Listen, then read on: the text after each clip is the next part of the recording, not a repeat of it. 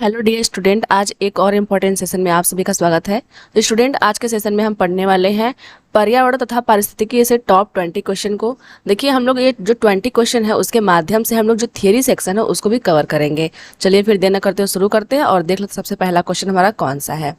तो पहला हमारा क्वेश्चन है, निम्न में से किस में ऊर्जा का प्रवाह एक दिशीय होता है। ऑप्शन है खाद्य श्रृंखला में, खाद्य संजाल में, दोनों में, या फिर इनमें से कोई नहीं। सबसे पहले हमें खाद्य श्रृंखला और खाद्य संजाल के बारे में समझना होगा। तो देखिए, सपोज करते हैं कि कोई प्लांट है, मतलब कोई पौधा है। पौधे को कौन खा सकता है? शाकाहारी खा सकता है, तो एक शाकाहारी बना लेते हैं, खरगोश। खरगोश को कौन खाएगा? मांसाहारी खाएगा, तो एक मांसाहारी है आपका लोमड़ी। उसके बाद लोमड़ी को कौन खा सकता है? शेर खा सकता है, तो हम लोग इसको शेर बना लेते हैं। तो ये इस प्रकार से एक जो है श्रृंखला बनती जा रही है, किसी एक को कोई दूसरा खा रहा है, तो इसको हम लोग बोलते हैं खाद्य श्रृंखला। इसको क्या बोलते हैं? खाद्य श्रृंखला। अगर वही हम लोग बात करें, अगर कोई एक खाद्य श्रृंखला है, मान लीजिए इसमें पौधा है, पौधे कोई खरगोश खा रहा है, खरगोश कोई लोमड़ी खा रही है, लोमड़ी कोई शेर खा रहा है, ये तो श्रृंखला हो गई। लेकिन अगर उसी पौधे को एक से अधिक लोग खाएं, जैसे इसको टिड्डा भी खा सकता है, और क्या खा सकता है? इसको बकरी भी खा सकती है। अब जो बकरी है उसको कौन खा सकता है? तो मनुष्य खा सकता है। क्या मनुष्य पौधों को भी खाता है? तो जरूर खाता है, इसलिए जो पौधा होता है उसको भी मनुष्य खा लेता है। उसके बाद जो आपका टिड्डा है, टिड्डा कौन खा सकता है? मेढक खा सकता है। मेढक को कौन खा सकता है? सांप खा सकता है। फिर सांप को कौन खा सकता है? बाज खा सकता है, तो यहाँ हम लोग बाज लिख देते हैं। उसके बाद जो सांप है उसको मोर भी खा सकता है, मोर। जो लोमड़ी है वो मेढक को खा सकती है। तो इस प्रकार क्या है, जो कई श्रृंखला है उस वो मिल करके एक जाल टाइप का बना रही हैं। इसको हम लोग बोलेंगे खाद्य जाल। खाद्य जाल, या फिर हम लोग खाद्य संजाल भी बोल सकते हैं। तो आप इसको देख के पता लगा सकते हैं कि किसमें ऊर्जा का प्रवाह एक दिशा में हो रहा है और किसमें ऊर्जा का प्रवाह कई दिशाओं में हो रहा है। देखिए, ये जो श्रृंखला आपकी है इसमें जो है वो ऊर्जा का प्रवाह एक ही दिशा में आपको होता हुआ दिखाई दे रहा है। तो हम लोग बोल सकते हैं कि जो खाद्य श्रृंखला होता है उसमें जो ऊर्जा का प्रवाह होता है वो एक दिशा में होता है। वहीं अगर खाद्य संजाल की बात करें तो खाद्य संजाल में आप देख रहे हैं कि कई दिशाओं में ऊर्जा का प्रवाह हो रहा है। तो हम लोग बोल सकते हैं कि जो खाद्य जाल होता है उसमें जो ऊर्जा का प्रवाह होता है वो कई दिशाओं में होता है। तो इस प्रकार जो हमारा क्वेश्चन नंबर पहला है कि ऊर्जा का प्रवाह एक दिशा में होता है, तो वो हमने कहाँ देखा है? खाद्य श्रृंखला में देखा हुआ है। और अगर मल्टी डायरेक्शन में पूछे, बहु दिशा में पूछे, तो वहां हम लोग खाद्य संजाल को टिक कर सकते हैं।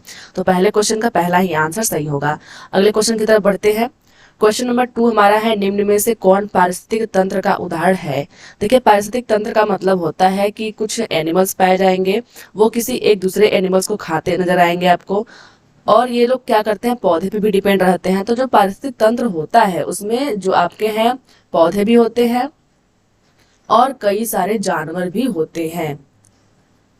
तो हमें देखना है कौन सा पारिस्थितिक तंत्र का उदाहरण है। तो पहला हमारा ऑप्शन है सवाना। तो सवाना जो है एक घास का मैदान है। एक क्वेश्चन आपका यहां से बनता है, जो सवाना है वो क्या है? घास का मैदान है। कहाँ का है? तो यह है दक्षिण अफ्रीका का। ये कहाँ का है? दक्षिण अफ्रीका के घास का मैदान है। अब जब घास रहेगा तो वहाँ पौधे रहेंगे, और पौधे रहेंगे तो उसको खाने के लिए जानवर रहेंगे, और जानवर रहेंगे तो उनको खाने के लिए कई और जानवर होंगे। तो इसका मतलब सवाना तो घास का जो पारिस्थितिक तंत्र है वो तो पारिस्थितिक तंत्र का उदाहरण है। दूसरा हमारा है मरुस्थल। तो मरुस्थल में तो घास पाए जाते हैं, कई जो है नागफनी पाए जाते हैं, कैक्टस, कीकर पाए जाते हैं। उनको खाने के लिए वहाँ एनिमल्स होते हैं, और उन एनिमल्स को खाने के लिए वहाँ पे कोई और एनिमल्स भी होते हैं। इसका मतलब है कि मरुस्थल भी जो है वो पारिस्थितिक तंत्र का उदाहरण है। अगला हमारा है टुंड्रा। तो जो टुंड्रा होता है वो क्या है? बर्फीला इलाका होता है। तो बर्फीला इलाका है तो क्या वहाँ प्लांट नहीं पाए जाएंगे? वहाँ भी प्लांट पाए जाते हैं, कई छोटे छोटे प्रकार के प्लांट पाए जाते हैं जो कि बर्फ पे उगते हैं। उसको खाने के लिए वहाँ मछलियाँ होती हैं, कई सारे जानवर होते हैं। तो ये भी एक पारिस्थितिक तंत्र का उदाहरण है, इसलिए जो हमारा ऑप्शन नंबर 4 है वो सही हो जाएगा। बढ़ते हैं अगले क्वेश्चन की तरफ। क्वेश्चन नंबर 3, प्रत्यक्ष या अप्रत्यक्ष रूप से सभी जीवों के लिए ऊर्जा का प्राथमिक स्रोत है। देखिए हम लोग क्या करते हैं कि हम लोग जो भी चीजें होते हैं उसके लिए हम लोग पौधों पे डिपेंड होते हैं, लेकिन अगर बात करें पौधे अपना भोजन कहाँ से बनाते हैं, तो हम लोगों ने पढ़ा है प्रकाश संश्लेषण क्रिया। उसमें क्या होता है, जो पौधे होते हैं वो सूर्य के प्रकाश का यूज करते हैं। तो अगर प्रत्यक्ष और अप्रत्यक्ष रूप से बात करें तो सभी लोग किस पे डिपेंड है, सूर्य पे डिपेंड है। तो जो प्राथमिक स्रोत है ऊर्जा का वो क्या है, सूर्य है। तो ऑप्शन नंबर 2 हमारा सही हो जाएगा। अगला हमारा क्वेश्चन है, ऊर्जा का पिरामिड किस से संबंधित है। तो जो ऊर्जा का पिरामिड होता है वो किससे संबंधित है। पहला हमारा ऑप्शन है पर्यावरण से, दूसरा है पारितंत्र से, तीसरा है खाद्य श्रृंखला से और चौथा है खाद्य संजाल से। तो देखिए जो ऊर्जा का जो पिरामिड होता है वो कैसा होता है, पहले हमें ये देखना है।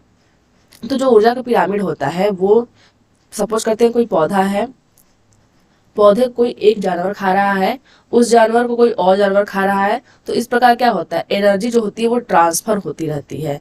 तो ये जो आपका ग्राफ है वो हम लोग कब बनाए थे, खाद्य श्रृंखला में बनाए थे। इसलिए जो ऊर्जा का जो पिरामिड होता है वो खाद्य श्रृंखला का होता है।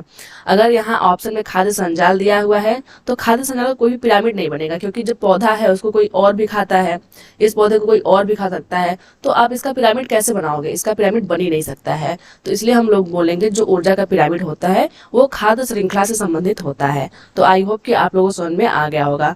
बढ़ते अगले क्वेश्चन की तरफ। क्वेश्चन नंबर 5 हमारा है, उत्पादों को खाने वाले, अवशिष्ट उत्पादों को खाने वाले जीवों को क्या कहते हैं। ऑप्शन है शाक भक्षी, दूसरा है मृतक भक्षी, तीसरा है मांस भक्षी और चौथा है रसायन भक्षी। तो जो अवशिष्ट पदार्थों के खाने वाले जो जानवर होते हैं उन लोगों को हम लोग बोलते हैं मृतक भक्षी। ऑप्शन नंबर 2 हमारा सही हो जाएगा। मृतक भक्षी क्या करते हैं, अवशिष्ट पदार्थों को खाते हैं। जो शाक भक्षी होते हैं हर्बीवोरस, वो किसको खाते हैं, प्लांट्स को खाते हैं, पेड़ पौधों को खाते हैं। ये मांस भक्षी जो होते हैं वो किसको खाते हैं, जानवरों को खाते हैं, जानवरों को खाते हैं। जो रसायन भक्षी होते हैं वो क्या करते हैं, केमिकल्स को खाते हैं, केमिकल्स को खा करके ही अपना जीवन यापन करते हैं, इसलिए इनको रसायन भक्षी कहते हैं। तो अवशिष्ट पदार्थों को खाने वाले को हम लोग मृतक भक्षी कहते हैं। ऑप्शन नंबर 2 सही है। बढ़ते अगले क्वेश्चन की तरफ। क्वेश्चन हमारा 6 है कि बोल रहा है निम्न में से कौन सा क्रम पारिस्थितिक तंत्र में ऊर्जा के प्रवाह से संबंध में सही है। तो देखिए सबसे पहले पारिस्थितिक जो तंत्र होता है वो किससे बनता है, पौधों से बनता है, पौधों से बनता है। शुरुआत में पौधों को खाने के लिए कोई एनिमल होता है, कोई एक जानवर होता है, जानवर को खाने के लिए कोई दूसरा जानवर होता है। तो इस प्रकार क्या है कि ये जो एनर्जी हमारी है वो कैसे चल रही है, पौधे को हम लोग क्या बोलते हैं, उत्पादक बोलते हैं, और ये जो जानवर हमारा है उसको हम लोग बोलते हैं उपभोक्ता। और जब ये जानवर डेड कर जाता है तो इसको खाने के लिए कोई ना कोई जो है बैक्टीरिया होगा, तो जो बैक्टीरिया होगा उसको हम लोग बोलते हैं अपघटक। तो ये जो सीक्वेंस है वो इस प्रकार चलता है, उत्पादक, उपभोक्ता और अपघटक। तो ये वाला सीक्वेंस हमारा कहाँ मिल रहा है, तो ये हमारा मिल रहा है आपका उत्पादक, उपभोक्ता और अपघटक। ऑप्शन नंबर 4 में हमारा ये सही आंसर मिल रहा है। बढ़ते हैं अगले क्वेश्चन की तरफ। क्वेश्चन नंबर 7 है कि निम्नलिखित में से कौन सा जैव मंडल का अजैव घटक नहीं है। देखिए जैव घटक और अजैव घटक का मतलब ये होता है, जैव घटक मतलब होता है कि जिनमें प्राण है या फिर जो जो जीवित है, और अजैव घटक का मतलब होता है जिनमें प्राण नहीं है अर्थात वो जीवित नहीं है। तो जो प्रोटीन होता है, प्रोटीन में प्राण है नहीं है, इसलिए जो हमारा है ये अजैव घटक के अंतर्गत आएगा, तो ये हमारा कट जाएगा। दूसरा है मृदा, तो मृदा में भी प्राण नहीं है तो ये भी कट जाएगा। तीसरा है फास्फोरस, तो फास्फोरस भी क्या होता है, नॉन लिविंग थिंग है, तो ये भी आपका नहीं होगा। ऑप्शन नंबर 4 हमारा सही, जो कवक होगा वो एक अजैविक घटक नहीं है, यहाँ नहीं पूछा गया है, और बाकी सब अजैविक घटक हैं। बढ़ते अगले क्वेश्चन की तरफ। क्वेश्चन नंबर 8 हमारा है, घास भूमि क्षेत्र के पारितंत्र की खाद्य श्रृंखला में सबसे उच्च स्तर के उपभोक्ता होते हैं। देखिए घास भूमि क्षेत्र का पूछा गया है, तो सबसे पहले क्या रहेगा, घास रहेगा। घास को हम लोग पेड़ पौधे भी बोल सकते हैं, पेड़ पौधे घास को बोल सकते हैं। अब उनको खाने के लिए क्या होता है, घास को कौन खाता है, शाकाहारी खाते हैं, शाकाहारी को कौन खाता है? देखिए शाकाहारी कभी भी शाकाहारी नहीं खाता है, शाकाहारी को हमेशा मांसाहारी खाएगा। मांसाहारी, जो मांसाहारी होता है उसको भी कोई मांसाहारी ही खाता है। तो इस प्रकार क्या हो गया कि जो हमारा पेड़ पौधा है उसको शाकाहारी खाता है और शाकाहारी को मांसाहारी कोई खाता है। तो जो हमारा कह रहा है उच्च स्तर का उपभोक्ता जो होगा वो क्या होगा? तो पहला हमारा ऑप्शन है शाकाहारी। देखिए उच्च स्तर पे कभी भी शाकाहारी नहीं होता है, सबसे निचले स्तर पे शाकाहारी होता है, तो ये तो नहीं हो सकता है। दूसरा है मांसाहारी, तो मांसाहारी सबसे उच्च स्तर पे हो सकता है, इसको अभी पेंडिंग में रखते हैं।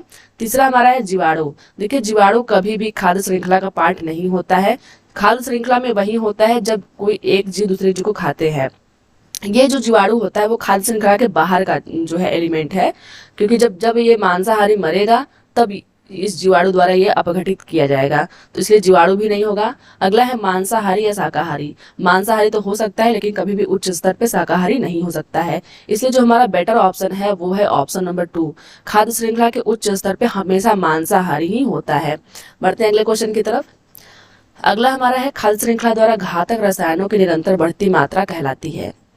देखिए हम लोगों ने पढ़ा हुआ है कि जो एनर्जी होती है वो एक एनिमल से किसी दूसरे एनिमल में ट्रांसफर होता है, किसी दूसरे से तीसरे में ट्रांसफर होता है, लेकिन एनर्जी के साथ साथ क्या हम ये बोल सकते हैं कि जो घातक रसायन होते हैं, जैसे जो कोई प्लांट है, अगर ये एक प्लांट आपका है, इस प्लांट पे हमने क्या किया है, ढेर सारा पेस्टिसाइड का छिड़काव किया है, हर्बिसाइड इंसेक्टिसाइड का छिड़काव किया है। जब इस प्लांट को कोई जानवर खाएगा तो जानवर में एनर्जी तो जाएगी, साथ में रसायन भी जाएगा इसके अंदर। उस जानवर को जब कोई और जानवर खाएगा, सेकंड नंबर का जो जानवर खाएगा, तो उसके अंदर भी जाएगा रसायन। तो ये जो निरंतर मात्रा बढ़ती रहती है रसायन की, उसको हम लोग क्या कहते हैं? ऑप्शन है पारिस्थितिक संतुलन, दूसरा है जैव सांद्रण, तीसरा है खाद्य स्तर और चौथा है जैव अपघटन। तो इसको हम लोग बोलते हैं जैव सांद्रण। ऑप्शन नंबर 2 हमारा सही हो जाएगा। जब कोई एक एनिमल किसी दूसरे एनिमल को खाता है तो जो रसायन की जो मात्रा उसके अंदर बढ़ जाती है उसको हम लोग बोलते हैं जैव सांद्रण। बढ़ते हैं अगले क्वेश्चन की तरफ। क्वेश्चन नंबर 10 हमारा है पारितंत्र शब्द का गठन किसने किया था? ऑप्शन है हीकल, दूसरा है हम्बोल्ट, तीसरा है टेंसले और चौथा है ओडम। तो आप लोग बताने की कोशिश कीजिए कौन किया था। तो देखिए जो पारितंत्र शब्द है उसका गठन एजी टेंसले ने किया था। ऑप्शन नंबर जो हमारा 3 है वो सही हो जाएगा। पारितंत्र शब्द को एजी टेंसले नामक साइंटिस्ट ने दिया हुआ था। आगे बात कर लेते हैं क्वेश्चन नंबर 11 की। पर्यावरण के अजैविक घटक में सम्मिलित है। देखिए इसका एक क्वेश्चन हम लोगों ने ऑलरेडी कर लिया है जैविक और अजैविक घटक के बारे में। अब इसके बारे में हम लोगों को फिर से देखना है। तो देखिए बात करते हैं जैविक और अजैविक घटक के बारे में विस्तार से। तो देखिए जो पर्यावरण होता है उसके 2 भाग होते हैं। कौन कौन से? एक ऐसे होते हैं जो प्राकृतिक रूप से पाए जाते हैं और एक ऐसे होते हैं जो मानव निर्मित होते हैं। यहाँ पे हम लोग बोल सकते हैं मानव निर्मित। तो देखिए जो आपका जो प्राकृतिक घटक होता है उसमें 2 चीजें होती हैं, जो प्रकृति ने हमें दिया है उसमें 2 चीजें पाई जाती हैं। एक तो ऐसी होती है जिनमें प्राण है, जिसको हम लोग बोलते हैं जैविक घटक, जैविक घटक। और एक ऐसी चीजें होती है जिनमें जान नहीं है, जिसमें जीव नहीं है, उसको हम लोग बोलते हैं अजैविक, या फिर हम लोग उसको बोल सकते हैं भौतिक। तो जो जैविक घटक है उनमें कौन कौन सी चीजें आती हैं? उनमें देखिए जो प्राकृतिक रूप से हमें प्राप्त है और उनमें प्राण भी है। तो एक जंतु होते हैं, जंतु क्या है? प्रकृति ने हमें दिया है, और पौधों को भी प्रकृति ने दिया है। तो जो जंतु और पौधे होते हैं वो आते हैं आपके जैविक घटक के अंतर्गत। अजैविक घटक की बात करते हैं तो इसमें कौन कौन सी चीजें आएंगी? इसमें आपका आएगा जैसे जल हो गया, और क्या हो गया? मृदा हो गई, मृदा को हम लोग स्थल भी बोल सकते हैं। और क्या आ सकता है? वायु आ सकता है, और प्रकाश आ सकता है, और क्या आएगा? ताप आ सकता है। देखिए ये सब जो चीजें हैं वो नॉन लिविंग है, इसमें जो है जीवन नहीं है। तो ये आपका प्राकृतिक रूप से पाए जाने वाले जैविक और अजैविक घटक हो गए।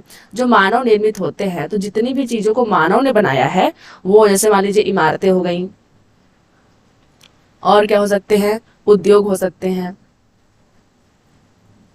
सड़क हो सकता है, पार्क हो सकता है। तो ये जितनी भी चीजें हैं इसको इंसान ने बनाया है, मानव ने बनाया, तो हम लोग इसको बोल सकते हैं मानव निर्मित। तो हमें ये दोनों पॉइंट ज्यादा ध्यान से देखना है कि जैविक और अजैविक घटक के अंतर्गत कौन कौन आते हैं। तो जो हमारा क्वेश्चन है वो है जैविक घटक सम्मिलित है, इसमें से कौन सा ऐसा है जो जैविक घटक के अंतर्गत आएगा, मतलब जिसमें जान है। तो भूमि के अंदर तो है नहीं, वायु में भी नहीं है। तीसरा हमारा है पौधा, तो पौधे ही जैविक घटक के अंतर्गत आते हैं, पौधे या हम लोग जंतु भी यहाँ लिख सकते हैं। जल भी जो है वो अजैविक घटक के अंतर्गत आएगा। बढ़ते हैं अगले क्वेश्चन की तरफ। क्वेश्चन नंबर 12 हमारा है किसी खाद्य श्रृंखला में शाकाहारी होते हैं। तो जो शाकाहारी होते हैं वो क्या होते हैं, प्राथमिक उत्पादक। देखिए जो प्राथमिक उत्पादक होते हैं वो हमेशा प्लांट्स होते हैं, पौधे होते हैं। प्राथमिक उपभोक्ता जो होते हैं वो हमेशा शाकाहारी होते हैं, क्योंकि जो प्लांट होते हैं वो किसी शाकाहारी द्वारा ही खाए जाते हैं, तो उनको हम लोग बोलते हैं प्राथमिक उपभोक्ता। तो ऑप्शन नंबर 2 हमारा सही है। जो द्वितीयक उपभोक्ता होता है वो हमेशा मांसाहारी होता है। आप लोग इसको ध्यान दीजिए क्योंकि ये काफी इंपॉर्टेंट क्वेश्चन है। जो प्राथमिक होता है वो हमेशा शाकाहारी होगा, और जो द्वितीयक होता है हमेशा मांसाहारी होगा। तो क्वेश्चन नंबर 12 का ऑप्शन नंबर 2 हमारा सही है। अगला हमारा क्वेश्चन है क्वेश्चन नंबर 13, पारिस्थितिक तंत्र के तत्वों के चक्रण को क्या कहते हैं। जो पारिस्थितिक तंत्र जो हमारा है उसमें जो एक तत्व होता है वो किसी दूसरे तत्व में परिवर्तित हो जाता है, वो तत्व फिर किसी दूसरे फॉर्म में परिवर्तित होता है, फिर वो किसी दूसरे फॉर्म में परिवर्तित होता है। इस प्रकार जो चक्र चलता है उसको हम लोग क्या कहते हैं। पहला हमारा ऑप्शन है रासायनिक चक्र, दूसरा है जैव भू रासायनिक चक्र, तीसरा हमारा है भूगर्भिक चक्र, और चौथा है भू रासायनिक तत्व। तो देखिए ये जो तत्व या चक्र का जो चक्र होता है उसको हम लोग बोलते हैं जैव भू रासायनिक चक्र। ऑप्शन नंबर 2 हमारा सही हो जाएगा। अगले क्वेश्चन की तरफ बढ़ते हैं। क्वेश्चन नंबर 14, इकोसिस्टम की सही परिभाषा क्या है। देखो जो हमारा इकोसिस्टम होता है उसमें जो होते हैं जैविक घटक भी होते हैं और अजैविक घटक भी होते हैं। तो जैसे हम लोगों ने यहाँ पे पढ़ा था, जो हमारा पर्यावरण होता है, जो हमारा इकोसिस्टम होता है उसमें जैविक घटक भी होते हैं और अजैविक घटक भी होते हैं, और ये दोनों क्या करते हैं, एक दूसरे को प्रभावित भी करते हैं। तो हम लोग इसका डेफिनेशन पढ़ लेते हैं। पहला डेफिनेशन हमारा है परस्पर क्रिया करने वाला जीव समुदाय। तो देखिए यहाँ सिर्फ जीव समुदाय की बात किया है और जो अजीव समुदाय है उसका बात किया ही नहीं है, इसलिए जो हमारा ऑप्शन नंबर पहला वो गलत हो जाएगा। दूसरा हमारा ऑप्शन है किसी स्थान का अजीवीय घटक। तो यहाँ सिर्फ अजीवी की बात किया है, जो लिविंग थिंग है उसके बारे में बात ही नहीं किया है, इसलिए हमारा दूसरा भी गलत हो जाएगा। तीसरा है पृथ्वी और वायुमंडल का क्षेत्र जहाँ जीव रहते हैं। तो देखिए सिर्फ जीव के बारे में बात किया गया है, तो ये भी गलत हो जाएगा आपका।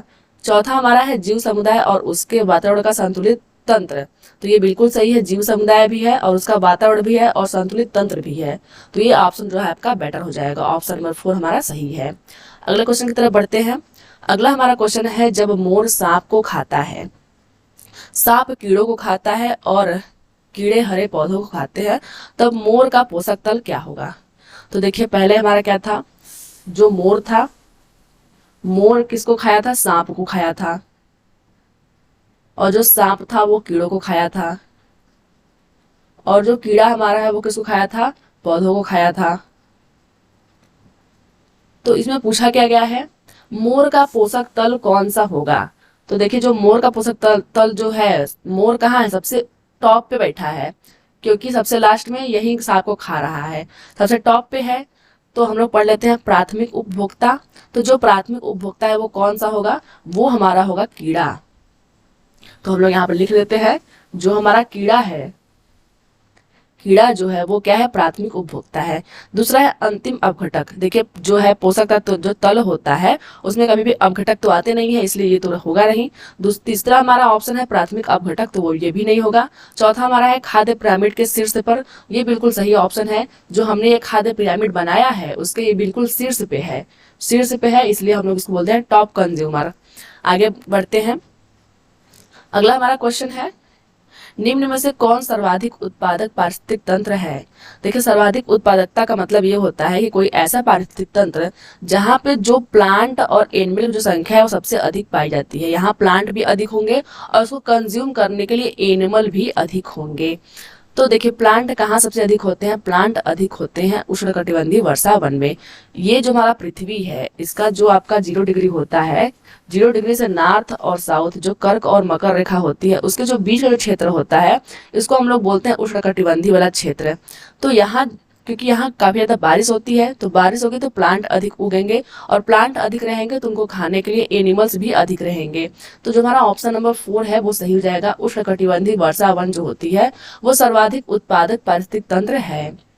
मरुस्थल में भी उतने प्लांट नहीं होते हैं। सवाना तो घास का मैदान है, तो यहाँ बड़े बड़े वृक्ष तो पाए नहीं जाएंगे। अगला है जो टुंड्रा, टुंड्रा में तो बर्फ जमी रहती है, इसलिए ये तीनों जो ऑप्शन है उनमें इसके मुकाबले कम पाई जाती है। बढ़ते अगले क्वेश्चन की तरफ।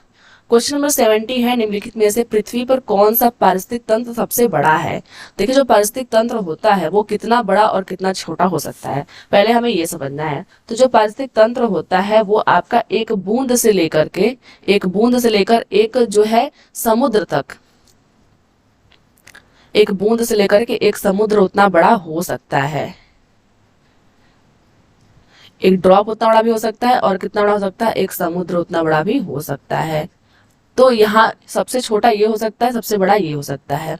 तो पूछा है कौन सबसे बड़ा है, तो रेगिस्तान। वहाँ अब अगर हम देखेंगे वर्ल्ड में रेगिस्तान कितने पाए जाते हैं, बहुत ही कम रेगिस्तान है, तो ये तो होगा नहीं। जो समुद्र है वो सबसे अधिक पाया जाता है, इसलिए जो हमारा ऑप्शन नंबर 2 है वो सही हो जाएगा।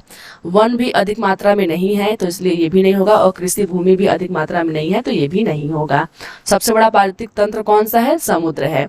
बढ़ते अगले क्वेश्चन की तरफ। निम्न में से कौन सा पर्यावरण अध्ययन का घटक नहीं है। देखिए, यहाँ पूछा है पर्यावरण अध्ययन के बारे में कि कौन सा इसका घटक नहीं है। तो क्या पर्यावरण अध्ययन के अंतर्गत हम लोग मानव के बारे में पढ़ते हैं, जी हाँ, मानव के बारे में पढ़ते हैं। दूसरा है वायुमंडल, क्या हम लोग वायुमंडल के बारे में पढ़ते हैं, तो पढ़ते हैं हम लोग पर्यावरण के अंतर्गत। जलमंडल के बारे में पढ़ते हैं, और सौर मंडल जो होता है, जो देखिए जो सौर मंडल होता है वो एक अलग टॉपिक है। जो सौर मंडल होता है उसमें हम लोग पढ़ते हैं कि सूर्य के बारे में पढ़ते हैं, और जो ग्रह है उनके बारे में पढ़ते हैं, तो ये एक अलग टॉपिक है। बाकी जो हमारा मानव है, वायुमंडल है, जलमंडल है, स्थल मंडल है, स्थल मंडल भी इसी के अंतर्गत आएगा। इन सब के बारे में अगर हम लोग बात करेंगे तो हम लोग बोलेंगे कि हम लोग पर्यावरण अध्ययन के बारे में बात कर रहे हैं। तो क्वेश्चन नंबर 18 का ऑप्शन नंबर 4 सही हो जाएगा। अगले क्वेश्चन की तरफ बढ़ते हैं। क्वेश्चन नंबर 19, 10% का नियम किसके द्वारा दिया गया है। 10% का नियम किसके द्वारा दिया गया है, तो वो दिया गया है लिंडमैन द्वारा। ऑप्शन नंबर 3 हमारा सही है। अब देखिए, जो 10% का नियम है वो क्या कहता है, अगर कोई एक जीव किसी दूसरे जीव को खाता है, जो कोई दूसरा जीव हो किसी तीसरे जीव द्वारा खाया जाता है, तो इस प्रकार जो एनर्जी होती है, एनर्जी का केवल 10% ही ट्रांसफर होता है अगले वाले एनिमल के अंतर्गत। इसी को हम लोग बोलते हैं 10% लॉ। तो ऑप्शन नंबर 3 हमारा बिल्कुल सही है। ये क्वेश्चन काफी इंपॉर्टेंट है क्योंकि कई बार एग्जाम में पूछ चुका है। 10% का जो नियम है उसको लिंडमैन ने दिया था। अगले क्वेश्चन की तरफ बढ़ते हैं। क्वेश्चन नंबर 20 हमारा है, ऊर्जा का पिरामिड होता है, सीधा होता है, उल्टा होता है, अनियमित होता है, या फिर इनमें से कोई नहीं। तो देखिए, ऊर्जा का पिरामिड समझने के लिए सबसे पहले हमें यह समझना होगा कि ऊर्जा का जो श्रृंखला होता है वो बनता कैसे है। तो कैसे बनता है, मान लीजिए यहाँ सूर्य है, सूर्य से जो एनर्जी होती है उसको पौधे लेते हैं। अब जो पौधों से जो एनर्जी होती है, मान लीजिए हम लोग यहाँ प्राथमिक उपभोक्ता को रखते हैं, जो फर्स्ट कंज्यूमर है, प्राथमिक उपभोक्ता। फिर यहाँ पे द्वितीयक होता है उपभोक्ता। तो इस प्रकार से क्या हो रहा है, मान लीजिए यहाँ तृतीयक है उपभोक्ता। तो मान लीजिए सूर्य से आपका 10,000 एनर्जी आ रही है, इतनी ऊर्जा हमें प्राप्त हो रही है। तो इसका सिर्फ 10% ही पौधों में जाएगा। 10% कितना होगा, 100 ऊर्जा ही पौधों में जाएगा। अब इसका जब 10% निकालेंगे, जो प्राथमिक उपभोक्ता रहेगा उसमें सिर्फ 10 इकाई ही जाएगी। अगला जो रहेगा उसमें कितना जाएगा, 1 इकाई जाएगी, और जो इसके अगला वाला रहेगा उसको 0.1 इकाई इसके अंतर्गत जाएगी। तो जो ये देख रहे हैं आप, ऊर्जा धीरे धीरे घट रहा है। तो जो ऊर्जा का जो पिरामिड था, पहले तो ऊर्जा हमें इतना प्राप्त हुआ था, उसके बाद क्या हुआ, थोड़ा सा कम हुआ क्योंकि 10% ही जा रहा है, उसके बाद ये थोड़ा सा कम हुआ, इस प्रकार ये कम होते होते इस प्रकार से ये अंतिम उपभोक्ता के पास गया है। तो हम ये बोल सकते हैं जो ये पिरामिड था वो कैसा बना है, इस शेप में बना है, और ये क्या है, ये एक सीधा पिरामिड है। तो हम लोग याद रखेंगे जो ऊर्जा का पिरामिड होता है वो हमेशा सीधा होता है। क्यों, क्योंकि यहाँ पे 10% लॉ काम करता है। 10% लॉ, लिंडमैन का 10% जो लॉ है वो काम करता है, और जो ऊर्जा जो पिरामिड होता है वो सीधा बनता है। तो फ्रेंड्स, ये तो थी आज की वीडियो। आई होप कि आज की वीडियो को काफी अच्छी तरीके से आप लोगों को समझे होंगे। इससे हमारा जो थियरी सेक्शन होता है वो कवर हो जाता है। चलिए फिर मिलते हैं किसी और वीडियो में, तब तक के लिए धन्यवाद।